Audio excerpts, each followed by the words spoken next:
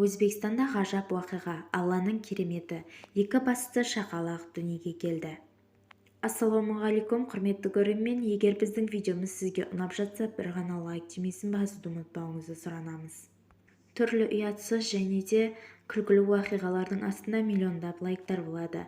Ал бізде Алланың кереметін көрсететін осындай видеолардың мыңдап лайк жинауы қолымыздан келеді деп сенемін. Сол үшін де бір ғана лайкыңызды аямаңыз.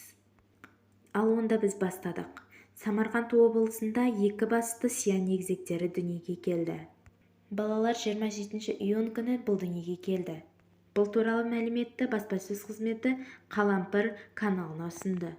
Дүниеге келген сиян егізектері дифференциал, ұрғашы, яғни қыз перзенттер.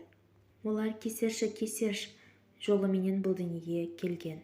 Олар екпір тенеде екі басты болып дүниеге келді. Бұл жұптан қолдары, Өлві аяғы, жүфтан, юрәге, бүйрәге, хаммас иктадан.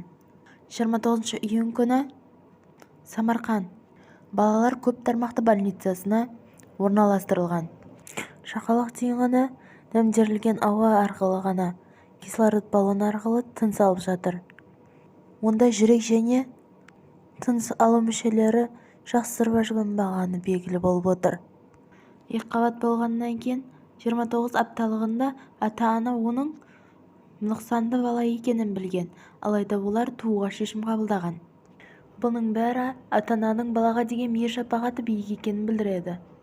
Өзбекстанда осы уақытқа дейін сиян егізектері болмаған, алайда документальный ешқашанда болмаған деп хабарлайды. Егер біздің видеомыз сізге ұнап жатса, бір ғана лайк демесін басуды ұмытпаңыз. Бізді тамашалауды жалғастырыңыз.